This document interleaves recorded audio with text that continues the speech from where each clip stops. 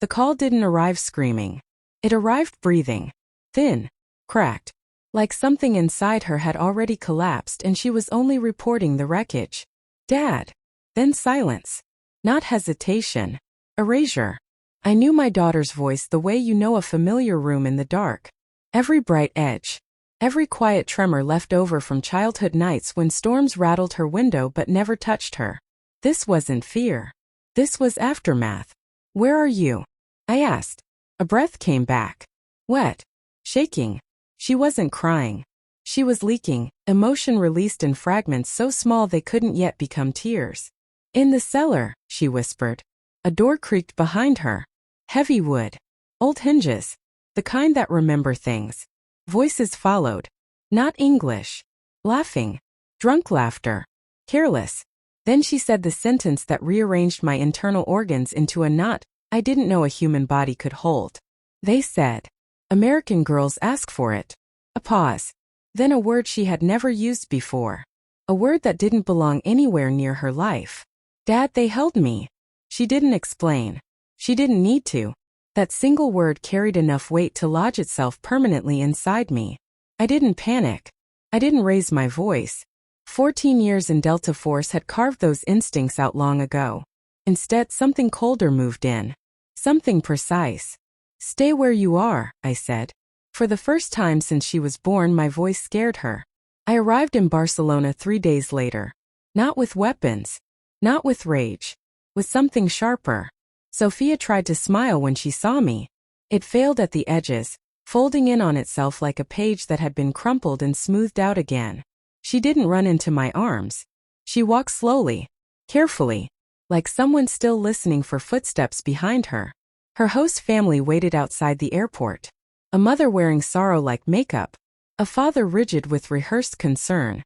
2 sons who couldn't meet my eyes.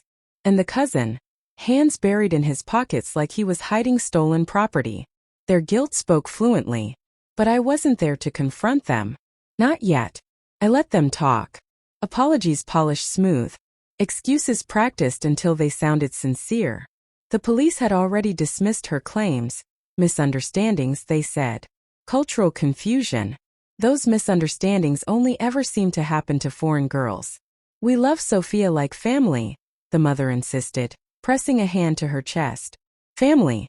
The word hung between us like a cracked mirror. I nodded. Let them believe I was another broken father softened by grief. Underneath, the truth pressed upward. Restless, hungry. Later in the hotel room, Sophia finally broke. Not with sobs. She didn't have the voice for that anymore. Just one sentence. Flat. Eyes fixed on the wall. They took me to the wine cellar. Nothing else. No detail. No adjectives. The absence was the detail. I felt the betrayal, not just of her innocence but of the world that claimed to protect it. A world I once believed justice carried weight in. Here justice was dust. So I chose another approach. I began quietly. No threats. No accusations. Only observation. I visited the police station. Listened to casual tones. Shrugs. The unspoken belief that foreign girls were disposable. I didn't record anything. I didn't need to. Faces remember themselves. Then I walked the house. They allowed it. Thought I was searching for closure. I was mapping it. Steps between rooms. Distance from kitchen to cellar door. The latch old, creaking, functional. The wine cellar smelled stale. Like secrets that had run out of places to hide. I didn't imagine what happened. I refused to give it shape. Instead, I studied the room the way I once studied safe houses, power, leverage, exits. Neighbors spoke. Harmless questions. Harmless answers. Piece by piece, a pattern formed. Not just violence. Entitlement. Privilege. Silence protecting both. Sophia watched me closely. She knew calm meant danger. But she didn't ask what I planned. She didn't want to know. By the 4th day, I had everything I needed. Not evidence for court. That path was poisoned. What I had was something better. Their own words. Their contradictions. A way to make them face themselves without touching a single hair on their heads. Revenge wasn't the goal. Revelation was. And revelation, when timed correctly, ruins people far more completely than violence ever could. I invited them all into the living room. The family. The cousin. Even the officer who had laughed at my daughter. Curiosity brought them. Unease followed. I placed the folder on the table. Inside, transcripts.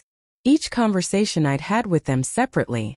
Each version of the story collapsing into the next. "What is this?" the father asked. "Your story," I said. Then I read. Calm. Precise. Word for word. Who blamed whom? Who denied being present? Who claimed my daughter was attention-seeking, unaware his body camera was still recording? Faces drained. No shouting. No threats. Just truth. When I finished, I slid the final page forward. A neighbor's statement.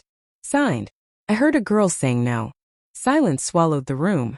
One son covered his face. The cousin swore under his breath. The mother whispered a prayer that sounded like fear. I didn't look at them. I looked at Sophia standing behind me. Standing. "I've sent all of this," I said. "To every exchange agency in Catalonia. Every hosting program. Every parent group." The father stiffened. "You can't. It's already done. Fact. Not anger. You'll never host again. Not a single student. Not ever." I leaned forward slightly. "And your names will circulate every year. In every briefing. Every warning." Their collapse wasn't guilt. It was exposure. "You think this clears you?" the officer asked weakly. "No," I said. "It identifies you." He understood. Institutions protect themselves by burying men like him, but never completely. I stood. "You survived," I said, "because I chose truth over violence. Remember that." At the door, the mother whispered, "What do you want from us?" I paused. "Nothing," I said. "I already took what I came for." Outside, the air tasted sharper, cleaner. Sophia walked beside me. Still careful but steady. "You didn't hurt them," she said. "No," I answered. "I didn't need to." She nodded. A real breath this time. As she got into the taxi, something inside me settled. Not peace. Not relief. Certainty. Some men destroy monsters. Some expose them. This time exposure was enough. And that was the moment I stopped being their threat and became their shadow.